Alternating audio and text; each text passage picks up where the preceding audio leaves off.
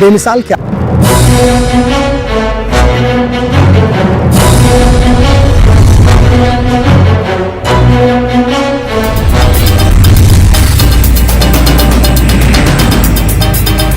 ये विदिन था कि मुझे आर्ट का काम करना है। मैं लड़की हूँ, ये मेरी कमजोरी ना समझना।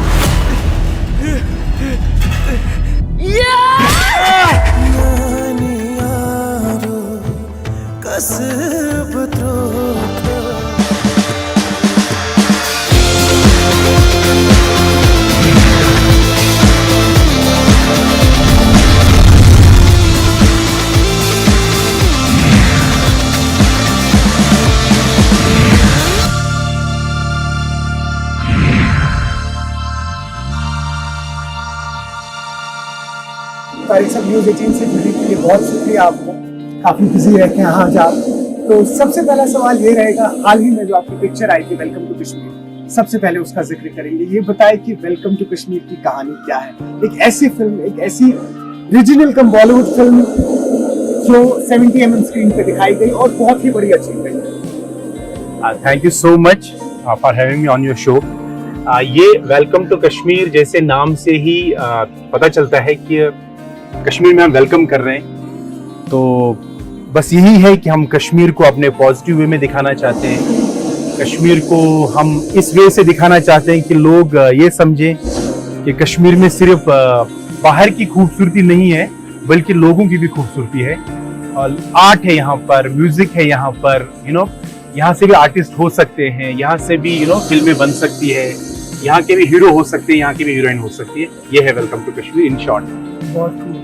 थोड़ा सा तफसीलन बताएं। अब तो खैर फिल्म बहुत सारे प्लेटफॉर्म पे भी आ गई है, तो अब तो थोड़ा खुल के बात कर सकते हैं। फिल्म का कॉन्सेप्ट कहाँ से आया और क्या सोच के आपने ये कहा कि मैं यहाँ के ही एक्टर्स के साथ फिल्म बनाऊं? देखिए, ऐसा है कि फिल्में तो मैंने इससे पहले भी बनाई है। अगर आप देखेंगे कि मेरा अगर आप प्रोफाइल चेक करेंगे तो इससे पहले जिंदगी तुमसे मेरी आई 2019 में, उससे पहले हम सब उल्लू है 2015 में, उससे पहले मेरी एक शॉर्ट फिल्म है जिसका मुझे अवार्ड मिला था जागोरे, जो मैंने उससे पहले की थी। यानी फिल्म में एड बाकी कमर्शियल्स मेरा चलते हैं। बॉलीवुड में मैं काम करता रहता हूँ, कर चुका हूँ, मुझे 10 साल हो गए आज मुंबई में। ये कश्मीर के लिए क्यों हमने फिल्म बनाई, ये एक ऐसा आइडिया था कि अगर हम बाहर बना सकते हैं, बॉलीवुड में बना सकते हैं, तो कश्मीर में अगर इतना आर्ट है, इतनी खूबसूरती है, बाकी लोग अगर यहाँ शूट करने आ सकते हैं, तो यहाँ के हम लेके आर्टिस्टों को क्यों नहीं फिल्म बना सकते। ये एक आइडिया था, इस पे हमने काम किया और आज आप देखिए रेस्ट इज द हिस्ट्री। हमने आईनॉक्स में रिलीज किया जो बड़ा प्लेटफॉर्म है, हमने पीवीआर में रिलीज किया, हमने इसको अब तो जादूज यहाँ पे आई है हर डिस्ट्रिक्ट में, कश्मीर के हर डिस्ट्रिक्ट में सिनेमा हॉल वो रिलीज कर रहा है, उसके बाद ओटीटी पे आएगी।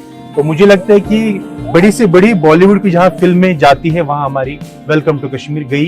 ये एक चैलेंज था, हमने लिया और थैंक्स टू माय टीम कि जहाँ हमने ये कर दिखाया। आप सोपुर जैसे इलाके से बिलोंग करते हैं, श्रीनगर के भी नहीं हैं आप। और सोपुर में ये कहाँ से हुआ, ये फिल्म का जो आइडिया है, हम कहेंगे फिल्मी कीड़ा हमारी भाषा में कहेंगे, ये कहाँ से आपको आया है?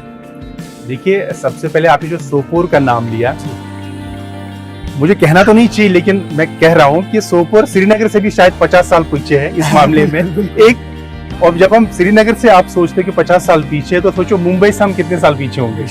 तो वहां से कोई निकलना और मुंबई में सरवाइव करना, बॉलीवुड की फिल्म बनाना, फिर यहाँ की फिल्म बनाना, यस बड़ा टास्क है मुझे लगता है बहुत। लेकिन हमने वॉल ब्रेक किया है। आर्ट आपको मैं बताऊं कि कहीं से आता नहीं, आपके अंदर होता है, बस पॉलिश करनी होनी चाहिए। मुझे लगता है मेरी फैमिली का सपोर्ट था और जैसा आपने बोला कि कश्मीर में बड़ा आर्ट है और बहुत कुछ है, ये बात सच है। और आप सोच सकते हैं अगर सोपोर से निकल के मैं कर सकता हूँ तो कहीं से भी कोई बंदा कर सकता है। कश्मीरी और भी लोग कर सकते हैं, आर्टिस्ट में हो सकते हैं, स्पोर्ट्स में हो सकते हैं, पेरेंट्स का सपोर्ट चाहिए, दैट्स इट, ये होना चाहिए और कोई भी कर सकता है जी। नहीं, लेकिन ये तो एक सफर है जो बहुत आसान रहा, जो देखने वाले हमारे लोगों को कहीं ना कहीं जानना चाहेंगे किस तरीके की स्ट्रगल्स रहे सोपोर टू मुंबई, जर्नी कैसी थी? बहुत डिफिकल्ट थी और एक टाइम पे तो इम्पॉसिबल लग रहा था, बिकॉज जब मैं निकला तो अनरेस्ट था और हमारा आना जाना रहता था दिल्ली मुंबई, बिकॉज हम खानदानी फ्रूट मर्चेंट है, एप्पल हमारा खुद का है। तो विंटर में तो हम जाते ही है दिल्ली मुंबई, हमारा यूज टू है। 2009-10 से मैंने फोकस करना स्टार्ट किया, जबकि मेरा एक लाइफ का ये मानना है कि अगर आपको कोई भी काम करना है, अपने सपने को साकार करना है, तो आपका उस पर फोकस रहना बहुत जरूरी है।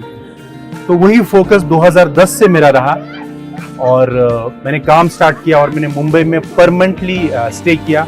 आज मेरा मुंबई में घर है, तो तब नहीं था, लेकिन तब भी मैंने स्टे किया और कुछ चैलेंज थे वो मैंने फेस किए और आज मैं खुश हूँ कि मैंने अपने सपनों को एटलीस्ट उस मुकाम तक पहुंचाया कि जहां मुझे देख के और भी एक कश्मीरी इंस्पायर हो सकता है। अभी तो स्काई इज द लिमिट और मुझे काम करना, बहुत नाम करना है, बट मैं उस मुकाम तक पहुंच गया हूँ कि कोई मुझे देखे, वो इंस्पायर हो सकते हैं कि अगर सोपोर से निकल के कोई बंदा बॉलीवुड का डायरेक्टर बन सकता है तो मैं भी बन सकता हूँ। ये सोचते ही मुझे बहुत अच्छा लग रहा है जी। अच्छा, तो ये बताएं कि कोई प्रोफेशनल फिल्म मेकिंग का कोर्स किया आपने या एक पैशन था घर में कोई, जैसे आपने अभी कहा कि मोस्टली जो है फ्रूट्स के डीलिंग के साथ वाबस्ता थे वो लोग, या कोई ऐसा आपकी फैमिली में जो आर्ट के साथ वाबस्ता था? इंस्पिरेशन कहाँ से मिली? देखो, इंस्पिरेशन हमारे खानदान में तो दूर दूर तक कोई आर्टिस्ट नहीं है, ना कोई आर्ट से वाबस्ता है। हमारा पूरा खानदान, आप मदर के अंदर से देखो तो मेडिकल में है और फादर के अंदर तो बिजनेस से में सब फ्रूट में ही है। बट मुझे लगता है कि ये विदन था कि मुझे आर्ट का काम करना है और इंस्पिरेशन यही थी कि जैसे भले सोपोर में आप देखो आर्ट नहीं है, लेकिन भजन सोपोरी का नाम आप जब देखोगे तो कश्मीर में आर्ट है। मुझे लगता है कि आर्ट है वहां पर, लेकिन दबा हुआ है। और इंस्पिरेशन तो थी, गाने सुनते थे, बाकी चीजें देखते थे, फिल्में देखते थे, मैगजीन्स पढ़ते थे। हाँ, रही आपकी वजह बोल पूछा कि कहाँ से, मुंबई में लाइव वायर्स करके एक इंस्टीट्यूट है जहाँ से मैंने डिप्लोमा किया है। वहाँ से मुझे स्कॉलरशिप मिली थी और जो आमिर खान के थ्रू मिली थी, क्योंकि वो उनके कुछ एग्जाम्स थे वहाँ पास करना, तो आपको वो मुझे मिली थी। मैंने वहाँ पे कोर्स किया फिल्म मेकिंग का और कोर्स करने के बाद भी मुझे ऐसा लगता है कि फिल्म मेकिंग सिर्फ एक कोर्स आपको सिर्फ पॉलिश कर सकता है, ये विदिन होता है। फॉर एग्जाम्पल अगर मैं अपनी बात करूँ तो अगर मैं डायरेक्टर हूँ, मैं वही हूँ जो मेरे अंदर है। सिर्फ एक इंस्टीट्यूट मुझे सिखा सकता है कि आपकी बेसिक क्या चीज है, बट जो मैं अंदर हूँ वही मैं बना सकता हूँ। मैं कभी सुभाष गाई नहीं बन सकता, मैं कोई दूसरा डायरेक्टर नहीं बन सकता। हर एक एक्टर का भी है, हर आर्टिस्ट का है। आपने पहला प्रोजेक्ट कौन सा किया उसके बारे में हम बात करेंगे, लेकिन यहाँ पे हम पहले एक छोटा सा ब्रेक लेंगे। ब्रेक के बाद तारिक साहब से बातें जारी है। यहाँ भूस्खलन से 4 लेन का नामो निशान मिट गया है। मौके पर पहुंची नेटवर्क 18 की टीम ने नेशनल हाईवे को बहाल करने की कोशिशों के बीच यहाँ फंसे लोगों से बातचीत की।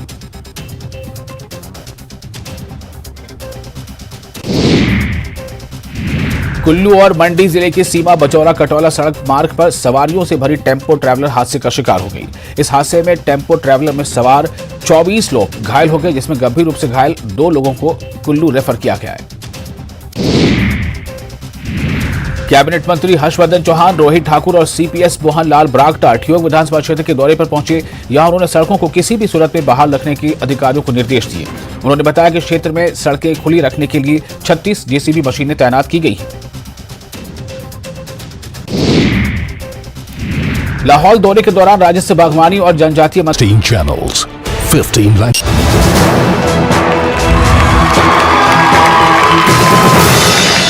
ब्रेक के बाद आपका खैर मकदम है। बातें चल रही है renowned film maker Tariq Bhatt साहब से। हाल ही में इन्होंने वेलकम टू कश्मीर बनाई थी, बहुत ही फेमस फिल्म है। अच्छा तारिक साहब, ये बताएं कि सबसे पहला प्रोजेक्ट कौन सा था? सबसे पहला प्रोजेक्ट, जैसे मैं आपको बताऊं कि जब आप फिल्म इंडस्ट्री में जाते हैं एज अ डायरेक्टर या राइटर, आपको पहले प्रूव करना पड़ता है। अच्छा। क्योंकि बेसिकली सबको ही लगता है कि मैं डायरेक्टर हूँ, राइटर हूँ, ये सबको लगता है, लेकिन फिर आपको प्रोफेशनली इसको प्रूव करना पड़ता है कि भाई मैं हूँ और मैं कर सकता हूँ। सबसे पहला प्रोजेक्ट था मेरी शॉर्ट फिल्म, जिसका नाम था जागोरे। मुझे एग्जैक्टली डेट नहीं पता मैंने कब बनाई थी वो, लेकिन वो मेरा पहला प्रोजेक्ट था और वो मैंने एक सोशल इशू पे बनाया था, जहाँ पे 2 कम्युनिटीज आपस में लड़ती है, एक दूसरे को रिलीजियस हेट करते हैं। तो उसके लिए मैंने एक प्रोजेक्ट बनाया था, वो जागोरे जी। और जिसमें मुझे जो इतनी अच्छी लगी कि जिसमें मुझे फिर अवार्ड मिला, वो मैंने खुद लिखी भी थी और खुद डायरेक्ट भी की थी, और जो उसके एक्टर थे वो मेरे दोस्त थे। तो उस फिल्म ने मुझे एक रास्ता दिखाया और वहां से मेरा स्टार्ट हुआ। Jaagore was my first short film, जो मेरा पहला project as a Bollywood project आप बोल सकते हैं जी। अच्छा, ये बताया अभी कुछ वक्त पहले भी आपने कहा coming from a business family, और उसके बाद उनको समझाना कि मैं कुछ ऐसा करना चाहता हूँ। रिजेक्शंस आई होंगी, ऑब्जेक्शंस आई होंगी, किस तरीके के ऑब्जेक्शंस थे और किन की तरफ से आई थी? देखिए मदर मेरी तो मुझे हमेशा सपोर्ट करती है। हाँ। इतना लकी था कि मैं उनको समझाने में कामयाब हुआ कि मैं कुछ टाइम तक इसमें ट्राई करूंगा। अगर मुझे लगा कि मैं इसमें कामयाब हो जाऊंगा तो और ठीक है, नहीं तो मैं फिर अपने घर का बिजनेस जो भी है, फ्रूट का काम है, जॉब है, मैं देख लूंगा। तो रिजेक्शन तो थी, पर एटलीस्ट मुझे लगता है कि मेरे पेरेंट्स इतने अच्छे थे कि उन्होंने मुझे लास्ट तक समझा। और मैं चाहता हूं कि हर एक के पेरेंट्स ऐसा होना चाहिए कि आपकी क्वालिफिकेशन कितनी हो, वो कितने एडवांस है, वो मैटर नहीं करता, लेकिन एटलीस्ट आपकी बच्चे की खुशी किस जॉब में ज्यादा है, कहाँ पर ज्यादा है, अगर वो एक पेरेंट मुझे लगता है देख ले तो मुझे लगता है बहुत समाज की बहुत सारी बुराइयां कम हो जाएंगी। क्योंकि क्या होता है कि आप अच्छा बनाने के चक्कर में अपनी जो चीजें हैं वो बच्चे पे थोप देते हैं, जो कि शायद बच्चा कल को वो कर नहीं पाता। तो बहुत सारी चीजें ऐसी होती है, फिर हमारे समाज में वो डिप्रेशन जैसी चीज आती है। तो मुझे लगता है आई वाज लकी इनफ कि उन्होंने मेरी बात मानी और आज मैं खुश हूँ अपनी जॉब से जहाँ पर भी। चूंकि आप एक फिल्म मेकर हैं इसलिए हम फिल्म मेकर्स की ही बात कर रहे हैं। हम बात कर लें 70s के एरा की, 60s के एरा की, स्पेशली हॉलीवुड की। आप देखिए जब स्पीलबर्ग जैसे लोग थे या जब कुछ ऐसे डायरेक्टर्स थे जो उस वक्त पे यंग थे, काफी ज्यादा एक्सपेरिमेंट्स कर रहे थे फिल्म्स के साथ। उसी दौर में Al Pacino, Robert De Niro जैसे एक्टर्स भी निकले, बड़ी एक्सपेरिमेंटल फिल्म्स होती थी। जो एक टिपिकल वो फिल्म मेकिंग का कॉन्सेप्ट था उन्होंने वो तोड़ दिया कि हाँ आप अगेंस्ट द लाइट भी शॉट ले सकते हैं और इस तरीके की चीजें। तो कुछ फिल्म मेकर्स से जब हमारी बात होती है तो उनकी इंस्पिरेशन इस तरीके की फिल्म मेकर्स हैं। आपकी इंस्पिरेशन कौन रहे, यहाँ या बाहर? हॉलीवुड की बात करें, बॉलीवुड की बात करें, तो फिल्म मेकर्स जो हैं या एक्टर्स जिनसे आप प्रभावित हुए। मुझे लगता है मैंने जिंदगी की पहली फिल्म अगर थिएटर में देखी है, इनफैक्ट पहली फिल्म आप बोल सकते हो, वो थी हीरो सुभाष जी की, सुभाष घाई की। जैकी श्रॉफ। एग्जैक्टली। तो आप यकीन नहीं करेंगे, मैं अपने मामा के साथ था, तो जब मैं फिल्म देख के बाहर निकला तो लोग हीरो की बात कर रहे थे और मैं डायरेक्टर की बात कर रहा था, वो भी डायरेक्टर की बात मुझे बता रहे थे। ये जो फिल्म बनाई सुभाष घाई ने बनाई है, सुभाष घाई ऐसा, तो मुझे सुभाष घाई ही बनना है, ऐसा मेरे माइंड में बैठ गया। और मुझे ये भी नहीं पता सुभाष घाई होता है क्या, डायरेक्टर क्या होता है, हीरो। तो तब से मैं पढ़ रहा था, जब भी सुभाष जी को मैं उनको गुरु मानता हूँ अपना, सुभाष घाई को, तो मुझे लगता है वो मेरी इंस्पिरेशन है फिल्म मेकर के लिए। ऐसा क्यों नहीं होता, जैसे हम हॉलीवुड की अगर बात करते हैं तो वहाँ पे मेन क्रेडिट जो है वो टेक्नीशियंस को दिया जाता है। आप राइटर्स की बात कर लें, डायरेक्टर्स की बात कर लें, एडिटर्स की बात कर लें। यहाँ पे बॉलीवुड में जो क्रेडिट दिया जाता है ज्यादा, या फिल्म बेची जाती है वो एक्टर के नाम पे बेची जाती है, ऐसा क्यों? अनफॉर्चुनेट है, ये बदकिस्मती है हमारी इंडस्ट्री की, और मुझे लगता है आज यही कारण भी है बॉलीवुड का कि आज सरवाइव करना पड़ता है। आप देख ही रखेंगे आज बॉलीवुड का क्या हाल है, क्योंकि हमने एक कुछ फेसेस बनाए हैं जिनके एक मार्केट वैल्यू बनाए हैं। मुझे ऐसा लगता है, पर्सनल मेरा व्यू हो सकता है, कि बॉलीवुड ने बहुत टाइम से आर्ट पे कम और बिजनेस पे ज्यादा ध्यान दिया है। आज भी आप जब फिल्म मेकिंग के लिए जाते हैं या किसी को अप्रोच करते हैं तो बहुत कम ऐसा होता है, जो कि अंदर की बड़ी पेन है मुझे, बहुत कम ऐसा होता है कि आपसे ये पूछा था कि आपका स्टोरी क्या है, आपका आर्ट क्या है, आप क्या सिनेमा बनाना चाहते हैं। बल्कि पहला सवाल आपसे ये होता है कि आपका फेस क्या है और आपकी रिकवरी कितनी है। एग्जैक्टली। कभी कभी ये लगता है कि आप फिल्म बनाने जा रहे हो कि कुछ माल बेचने जा रहे हैं। ये होता है हमारे साथ, क्या प्रोडक्ट बेच रहे हैं। एग्जैक्टली। देखिए ये हुआ है, बिल्कुल मैं इस बात से सहमत हूँ कि ऐसा हुआ है कि आर्ट पे कम ध्यान दिया गया है, बिजनेस पे ज्यादा ध्यान दिया गया है। लेकिन अभी कुछ ऐसा हो रहा है, आहिस्ता आहिस्ता ही सही, बट हो रहा है कि आप एक नेचुरल फिल्म बना रहे हो। और मुझे ये भी लगता है कि अभी सिर्फ बॉलीवुड या हमारी जो आर्ट की इंडस्ट्री है, ये सिर्फ एंटरटेनमेंट तक सीमित नहीं रह गई। अभी आप समाज को चेंज करने का मतलब वो भी है, आप कर सकते हो। आप हर चीज पे एक्चुअल चीजें होती है, सिर्फ एंटरटेनमेंट बल्कि इंफॉर्मेशन भी बन गई। आप बहुत सारी चीजें हो रही। तो मुझे लगता है कि रेस्पॉन्सिबिलिटी ज्यादा बढ़ गई है और चेंज आ रहा है, और होपफुली जल्दी चेंज हो जाएगा। ये पूरा सिनेरियो चेंज होगा जी।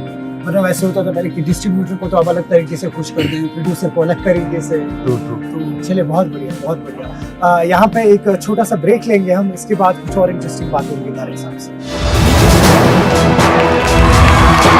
सिस्सू में टाउन एंड कंट्री प्लानिंग का विरोध कर ग्रामीणों से मुलाकात की। इस मौके पर विरोध कर रहे ग्रामीणों ने मंत्री को ज्ञापन सौंपा और 6 पंचायतों में लागू टीसीपी को हर हालत में निरस्त करने की मांग की है।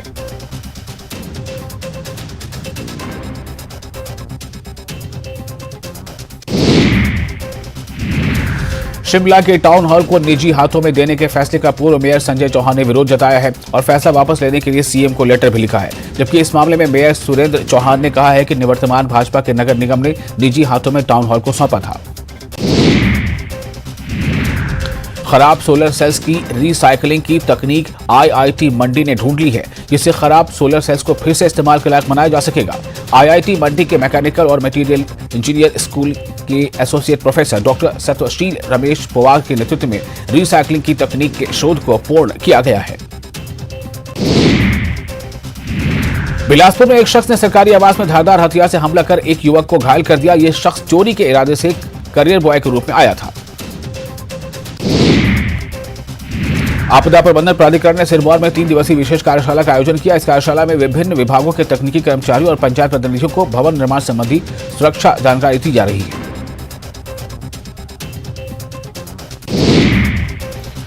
सोलन में चक्की मोड़ के पास एनएच को बहाल करने का काम जारी है। यहां भूस्खलन से 4 लेन का नामो निशान मिट गया है। मौके पर पहुंची नेटवर्क 18 की टीम ने नेशनल हाईवे को बहाल करने की कोशिशों की News 18 Network।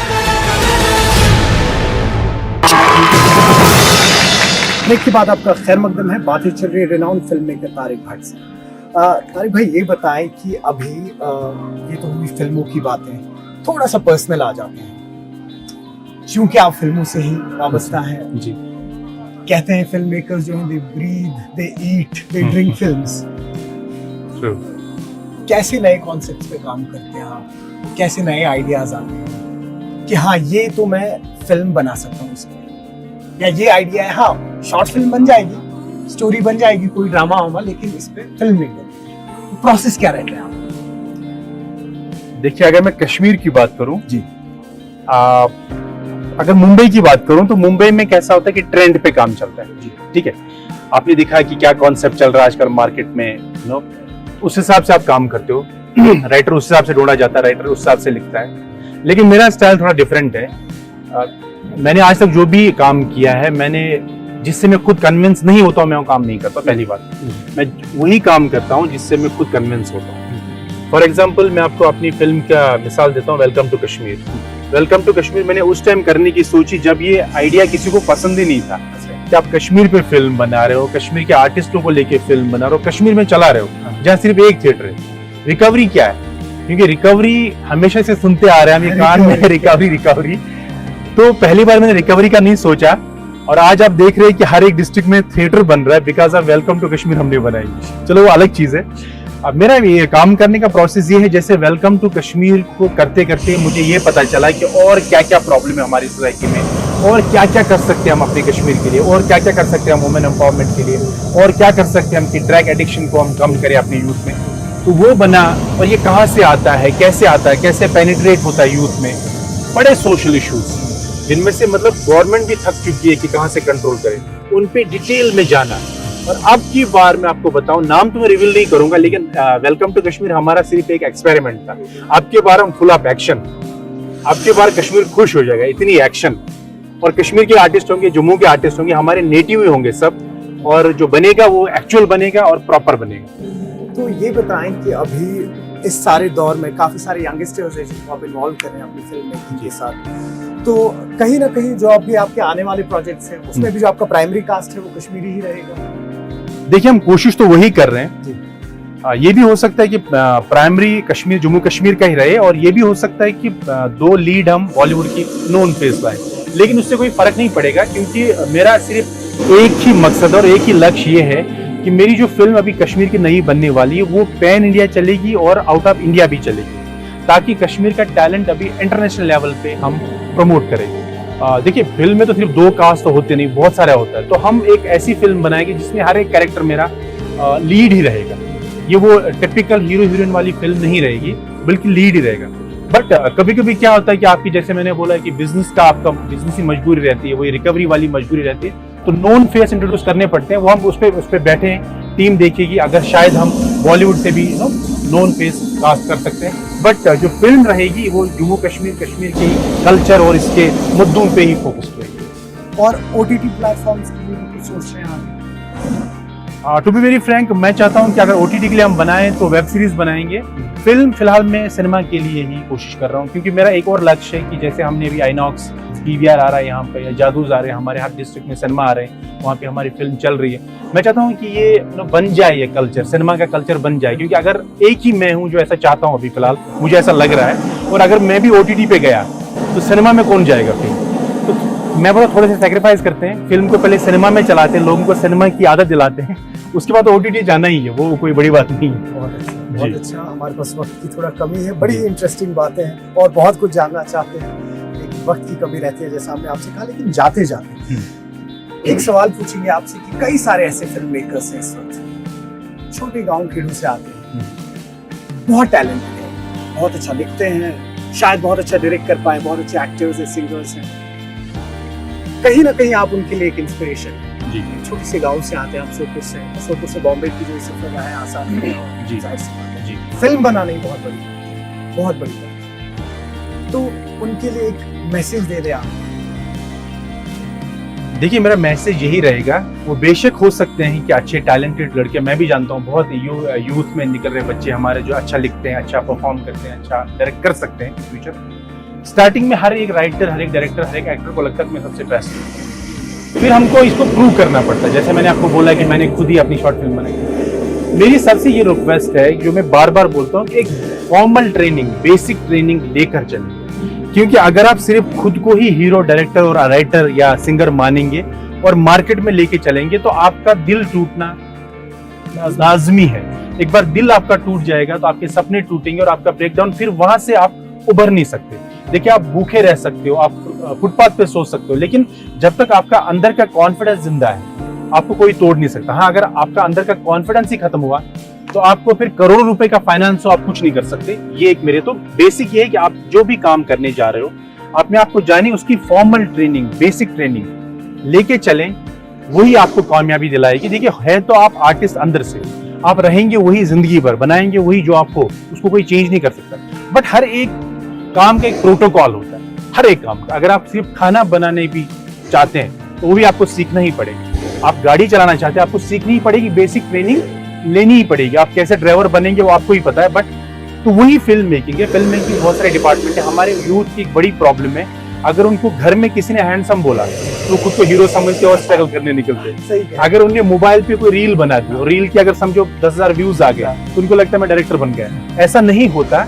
आपको जब प्रोफेशनली काम करना होता, आपको जब काम अपना बेचना होता है, तो आपको एक ट्रेनिंग लेनी पड़ती है। तो मेरी कश्मीरी यूथ से स्पेशली ये रिक्वेस्ट है कि वो फॉर्मल ट्रेनिंग लेके चलें, और अगर हमसे कोई सहायता, कोई उनको हेल्प चाहिए तो मैं सोशल मीडिया हर एक हैंडल पे अवेलेबल हूँ। आप इंस्टाग्राम, आपकी न्यूज के थ्रू या Facebook, anywhere I am available. किसी के लिए भी फ्री हमारी हेल्प जरूरी हम कर सकते हैं। थैंक यू सो मच, आपका शुक्रिया अदा करते हैं, आपने वक्त दिया आज, और दुआ यही करेंगे कि आपकी जो आने वाली एक्शन थ्रिलर है वो बहुत सुपरहिट हो, बहुत सारे स्क्रीन पे रिलीज हो, और आप ऐसे ही लोगों को इंस्पायर करते हैं। Thank you so much.